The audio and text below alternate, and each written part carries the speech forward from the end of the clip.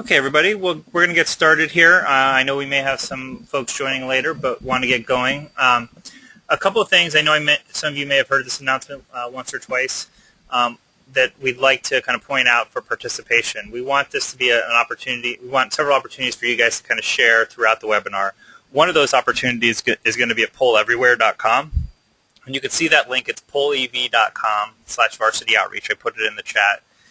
And the other opportunity is we're going to be following the Twitter hashtag HE community. We're going to be sharing some information throughout. If you're someone who is on Twitter and wants to participate, a good way excuse me, to start participating is excuse me, I'm a little sick, so I may cough a few times throughout the webinar. A good way to start participation is to tweet your office, whether you're in alumni, admissions, or marketing, and share your biggest challenge on social media to HE community. It'd be great to see those responses. I think it'll be a great opportunity for you guys to see each other, what some of the biggest challenges you're facing and see if they're similar to other schools as well. So again, we're going to get going here. So those are two ways to participate. So moving from broadcasting to community building, we're really excited. Sorry, I've got May 21st on there. That's the first time we did it. This is the second installment of our webinar.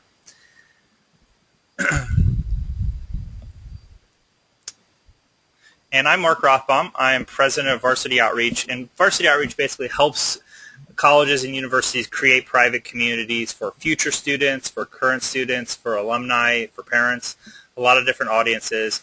And the lessons that we're going to be sharing today are lessons that we've learned from our research and our experience. So lessons that we've kind of figured out powering private communities for dozens of colleges and universities. Lessons that we've teased out from our analysis of more than 500,000 posts by college and university Facebook pages. We analyzed more than 300,000 this past year alone. And findings that we've uncovered through our survey of hundreds of higher ed pros about social media over the last few years. So just to give you some background on where some of these strategies and tips are coming from. So before we dive into kind of the community building and the heart of this webinar, I think it's important to take a step back and understand what goals you guys have for social media. So what do you want out of the experience? I think this is an important first step in attacking social media. And basically asking and answering two questions. What do I want to achieve, and how will I know I've achieved it? So what do I want to achieve? What does success look like?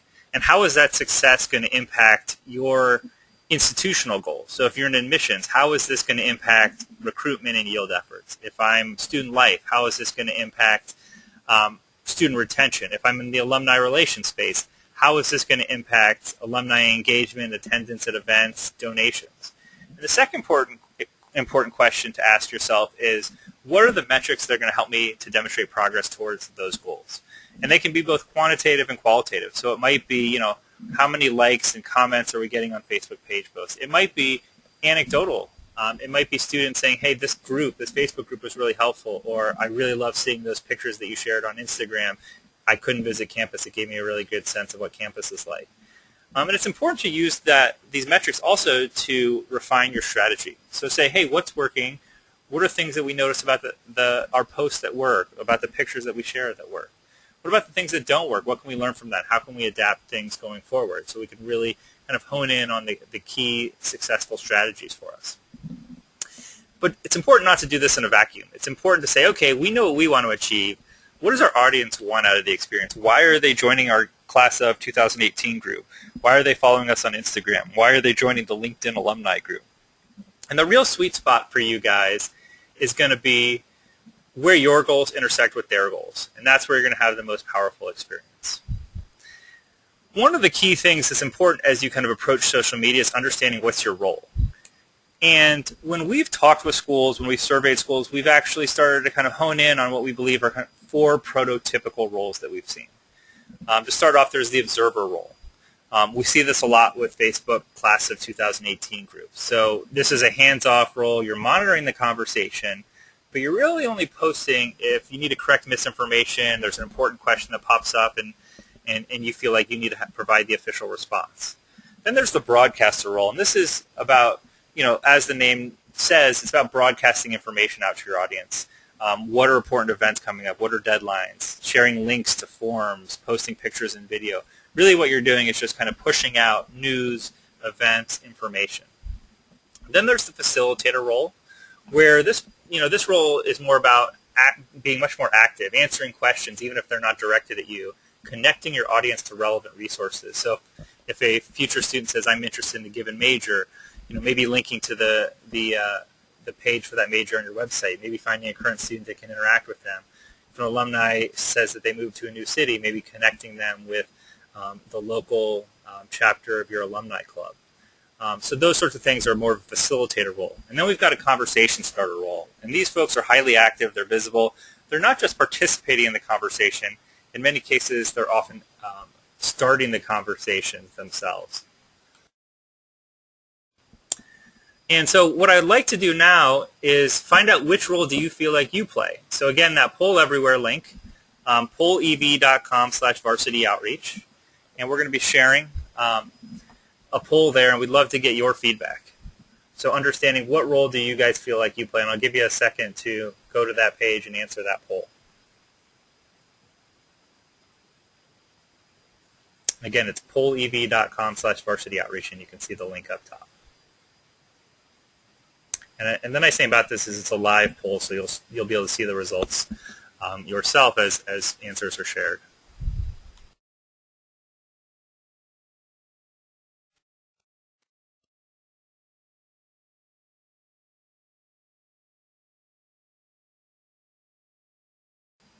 Give you another 30 seconds here. I know we've got more than the number of responses here on the webinar.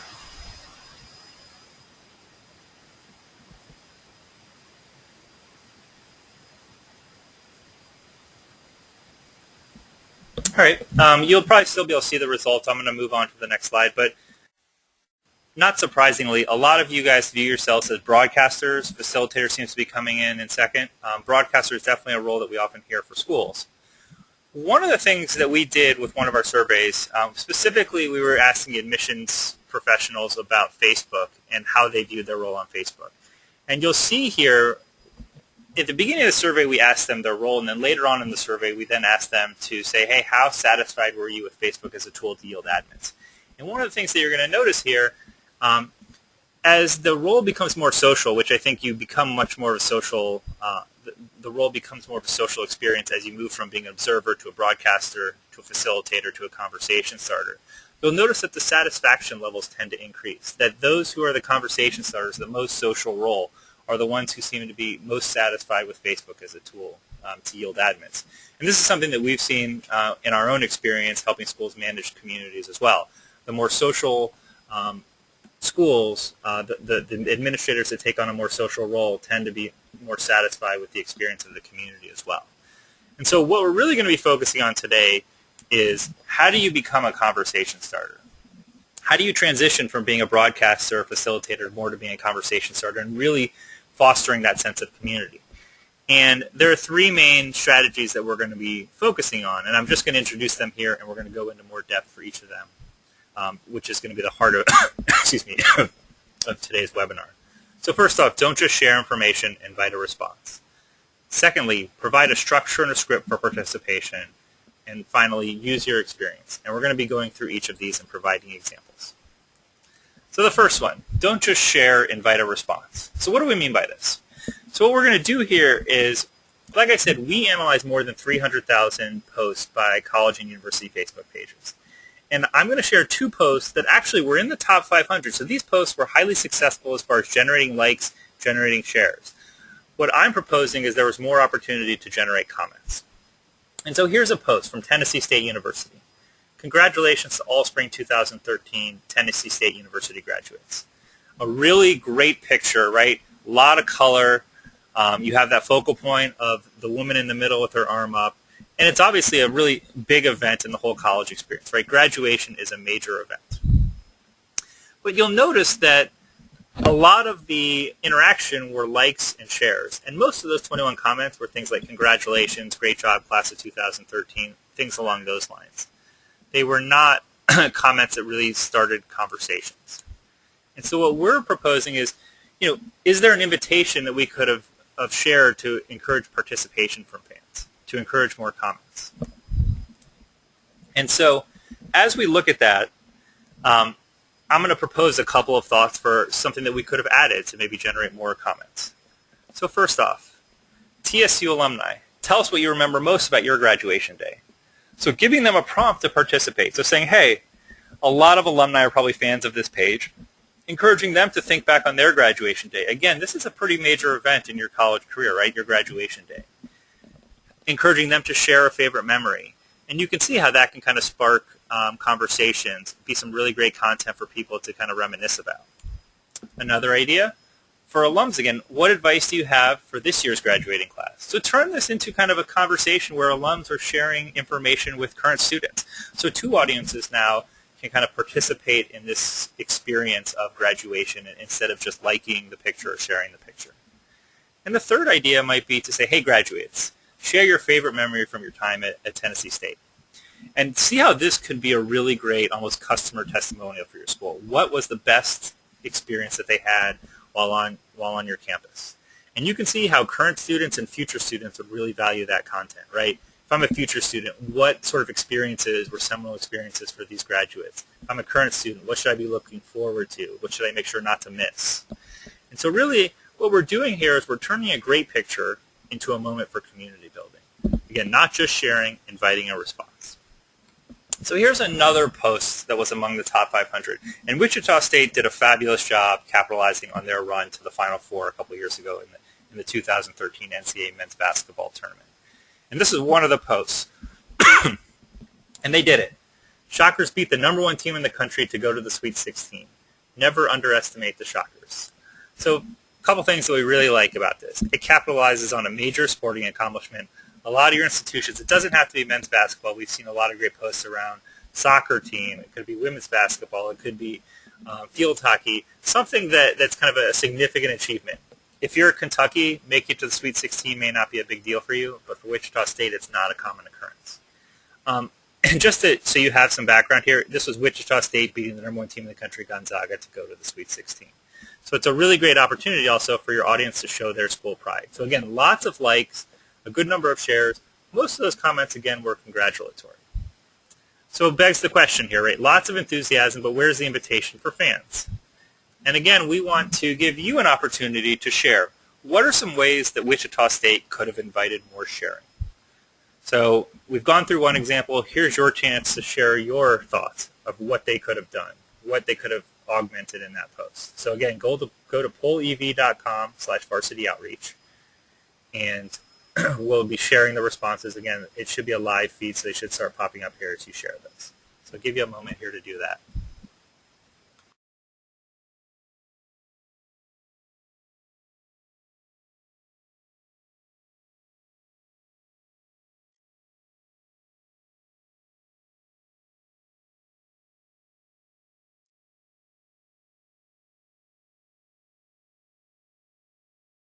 All right, so we're seeing the responses start to roll in.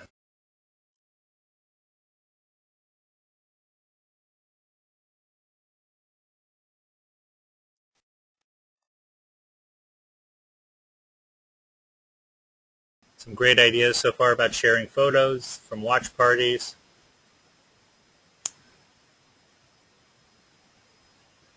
Great stuff about who you're watching the game with. So we'll give you another 30 seconds to see if there's some other great ideas that come in. And then we'll share some of the ideas that we have for this.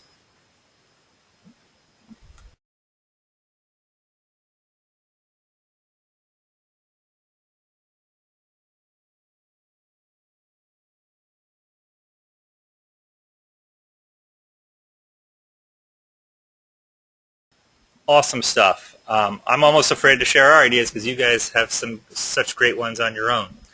So we're going to go ahead. Again, we're going to keep that poll up for a minute, so if you keep sharing answers, folks will still be able to see them. So some ideas that we had, and you guys hit on some of them. So first off, how many of you had the Shockers going to the Sweet 16 in your brackets? Be honest. So we thought of this one because people get very into their brackets, NCAA brackets. My wife, for example, is not a big sports fan at all, but she was religiously filling out her bracket and following who won and lost. She wasn't watching the game, she was just watching the scores. So here's an opportunity to kind of tap into that excitement where people are filling out brackets. and in a situation where people may or may not have had the Shockers going this far or had them going further. So tying it again to your institution, but kind of pulling in this larger cultural phenomenon of NCAA brackets.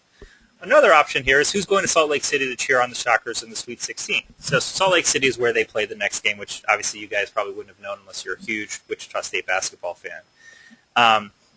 And so now here's an opportunity where the school probably gets an allotment of tickets. And so building on that excitement of, hey, we just had an unexpected win, who's planning on going to attend the next game? And I would imagine that if you're kind of on the fence, seeing that excitement of all these people who are planning on going and sharing that excitement might tip the scales and get me to go.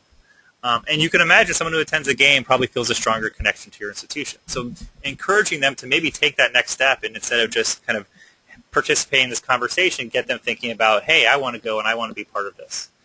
And then you guys kind of hit on this. Who do you think was player of the game? I think one of you guys said, who's your favorite player?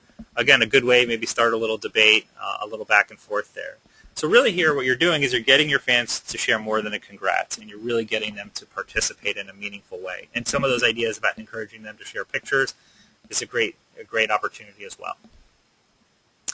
The second key tip for us is providing a structure and a script for participation. And excuse me. Whoops. What we mean by this is if you tell them what you want them to do, they're more likely to do it. And so another opportunity for you guys to participate here. How many of you guys have used an Instagram or Twitter hashtag at an event? So whether it was like an alumni weekend, an open house, just an important weekend on campus for current students.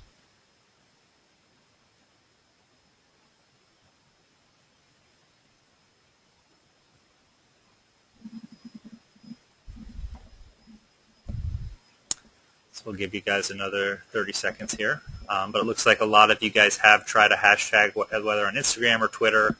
You may have tried it on Facebook as well. So it looks like something that a lot of you guys have done. So again, we'll keep that poll open for a minute here if you want to keep watching those results. So what do we mean by scripting out this first step of the experience? So option one. So let's say this was alumni weekend. So we said, hey, tweet using the hashtag school reunion, let's say. That's one option. What we're proposing is to say, hey, why don't you say share a photo of yourself on Twitter along with your class here using the hashtag school event. And so if we break down these two options, so key elements, both of them have the where to share and the how to share, right? Share on Twitter, share using the hashtag school event, right? What we're proposing is add the what to share. Share a photo of yourself with your class here. And this is doing a couple of things. It's making it easier to envision what you're going to go and do if you go to that hashtag. What's my initial action going to be? I don't have to think about it. You're scripting it out for them. And after you script out this first action, the conversation may go in lots of different directions. But really what you're doing is you're building an awareness and you're making it really clear what you want for that first experience. And you're also adding value to that hashtag. You're asking people to share a photo. So at reunion, it probably is fun to kind of see what people look like if you haven't seen them in a while. And you're asking them to share their class here. So maybe if I'm class of 2004 and it's my 10-year reunion, I can start to see who's on campus through that Twitter hashtag. So you're adding some additional value. And it's something that we've tried in our last two webinars. And the Twitter back channel, when we've tried it in past webinars, doesn't get a lot of interaction.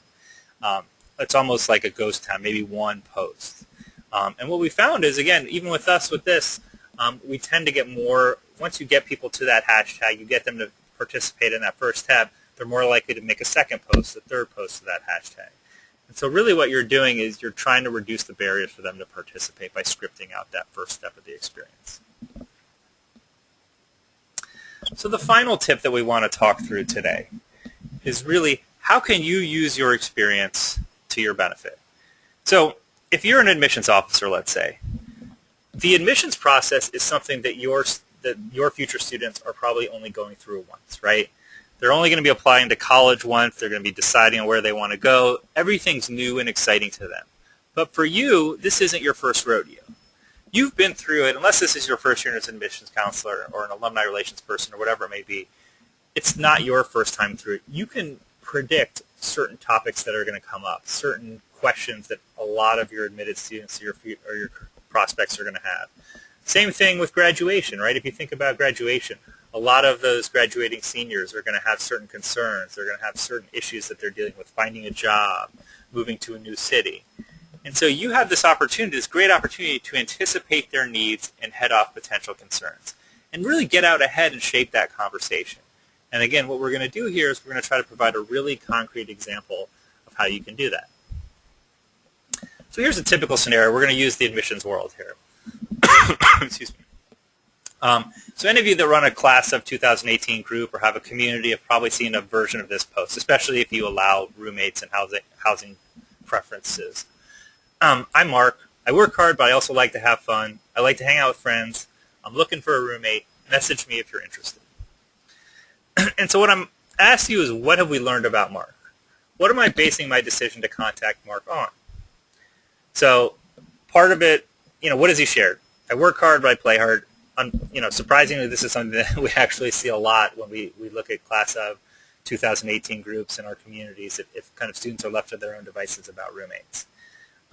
We know he's looking for a roommate, and we just know that we should message him. Another version of this that we often see is, hey, looking for a roommate, message me if you're interested, hit me up if you're interested. It's sometimes much shorter than this. So really, I'm basing my decision on his picture. If he's a male and I'm a male, well, then I can potentially room with him, right? If maybe I notice he's throwing a baseball in his picture, so he's an athlete, so I'm an athlete. That's something we have in common. Or he has a picture of, him with a Harry Potter hat on. So he's a Potterhead. Great. I'm into that kind of those books and that whole series. So what we're proposing is anticipating that conversation and providing a structure to make it more useful for them. And so the roommate quiz is something that we recommend to a lot of our partner institutions, and it's typically one of the most popular topics. And so what we're doing here is we're saying, look, we're going to ask you some questions to get you to share information that's going to be useful for other people who are looking for a roommate as well. So instead of just saying, hey, I'm looking for a roommate, asking them to share, hey, what are you majoring in? So maybe I'm looking for a roommate that's in the same major as me. We could be study partners. Or maybe I want someone who's in a different major than me because I don't want to talk about my major all the time. Are you organized or messy? Are you a morning or night person? These are kind of more compatibility questions, right? If I'm organized, I probably don't want to live with a messy person. If I get up at 7 a.m. in the morning, I probably don't want to room with someone who doesn't go to sleep till 3 a.m. Those are going to be potential points of conflict for me. And then there may be things like, hey, what's your favorite TV show? What's your favorite movie? What's your favorite band? Questions that will maybe give a little bit of insight into some of the things I'm into, right? So I can learn a little bit about more of that, of those person's interests and what they care about and what they're passionate about. And then maybe some logistical questions, things like, are you bringing a car might be important, or do you have a TV that you're going to be bringing? So really what we're doing here is we're providing a structure for a much more useful interaction. So we're more likely to get a response like this. Hey, I'm Mark, majoring in economics, organized but not fanatical, and so on. And so now this is a whole lot more useful if I'm thinking about reaching out to Mark. I have some information to base it on. I can start to weed through those different posts that people have and really focus on the people that seem to have something in common with me. And so again, here's an opportunity. You may not be able to predict all the potential conversations. Several years ago, Harry Potter kept on coming up as a topic of conversation in our communities. Now Doctor Who is coming up. So there may be cultural things that you can't predict. But you can probably predict every year if you allow students to pick their roommates that roommates and housing is going to come up as a topic of discussion. If you work in the alumni space, you can imagine that reunion is probably something that's going to come up as a topic of conversation. So how can you make those conversations more fruitful? How can you make them more structured so that people are getting more value out of that experience and are sharing more information? So now Mark's sharing a lot more information about himself. So 3 tips for as you're thinking about planting the seeds for conversation. The first one, keep it relevant. Make sure you're focusing on what your audience wants. So admits, we said roommates and housing is oftentimes something that's really important to them. Just meeting each other is really important. Current students, it might be happenings around campus, who's going to certain events, what bands are coming to campus nearby. Alumni, it might be personal professional networking. I just want to meet people who are in my city. I want to meet people who are in the same career field as me. It might be events. Again, reunion could be something that comes up here. You want to be specific. You really want to reduce the ambiguity and set clear expectations what you're looking for. And we talked about that before, about framing the conversation. We talked about it for scripting that first step.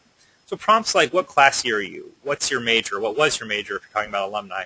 They're more likely to generate a response and introduce yourself. You're allowing your audience to focus on some specific questions. It's easier to recall that information. you're reducing, again, the ambiguity and making it clear what you're looking for. And finally, this kind of leads into, being specific leads into that last bullet point, which is make it easy to answer. Again, you want to lower the barriers to participation and really make it something that they can easily do. So where is everyone from? Have you visited campus? Those are questions that most people can answer pretty quickly, right? Hopefully you can say, hey, I'm from Washington, D.C. really quickly. Or yes, I visited campus. No, I haven't. Again, they allow for immediate engagement without demanding a lot of thought. And I would say the analog here is if you think about Facebook, where a like is oftentimes the most common form of interaction. A like is almost the easiest way to interact with something. I'm giving it a thumbs up. There's not even a choice between like and dislike, right? I can only like something or choose not to like it. So as you look at these three, great if you can have all three. Sometimes you're not going to be able to have all three. That roommate quiz is an example. It was highly relevant. It was very specific. It may not be as easy to answer, right? It was 5 questions. We oftentimes recommend schools do 8 or 9 questions in that roommate quiz. So that may take a little bit of time. But because it's so relevant, I think that the fact that it's not easy to answer is almost secondary.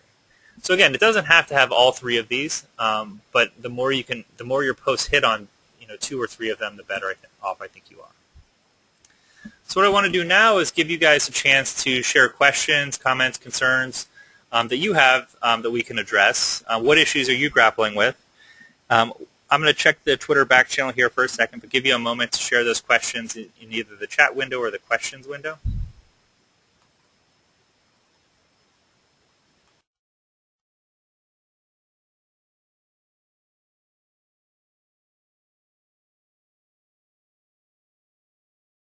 So one comment we got on the back channel, which was one of the biggest challenges, was finding time to devote to social media. And I think as we talked about setting goals up front. And one of the key things about setting goals and measuring the progress is it's going to make it easier when you're trying to kind of talk to your supervisor and say, hey, we need to be spending more time doing social media. The more you can bring data and say, hey, look at the value we're getting out of our Twitter account, out of our Instagram account, out of our Facebook efforts, the more likely you are to be able to kind of carve out some dedicated time to social media and say, hey, this is important. We don't want to push this off to the side because we're getting a lot of value out of it.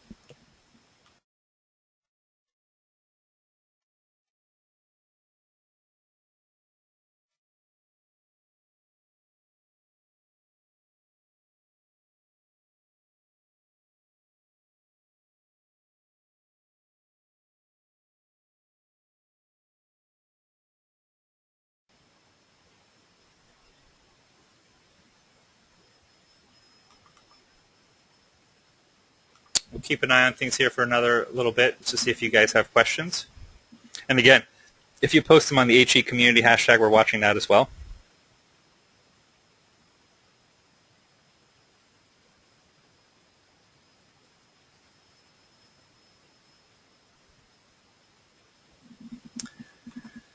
So one of the things, if you want to learn more about what we do here at Varsity Outreach, here are some ways to contact us. For those of you in the alumni space, we're about to launch an alumni innovator program, so be on the lookout for an email from us about that. We're looking for kind of innovative folks in the alumni space to work with us.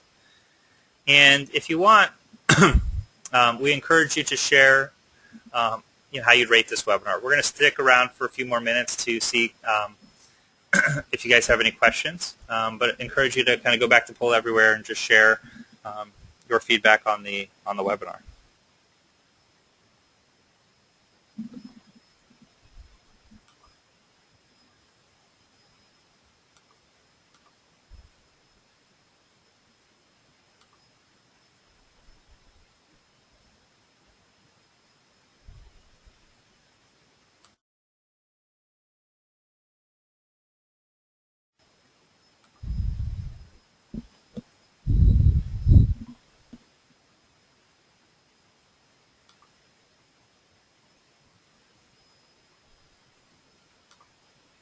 Hey, Emily.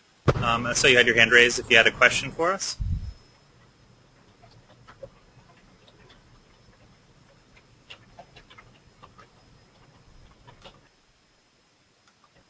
I've unmuted you, Emily, if you want to share it. I don't know if I can hear you typing there, or feel free to share your question.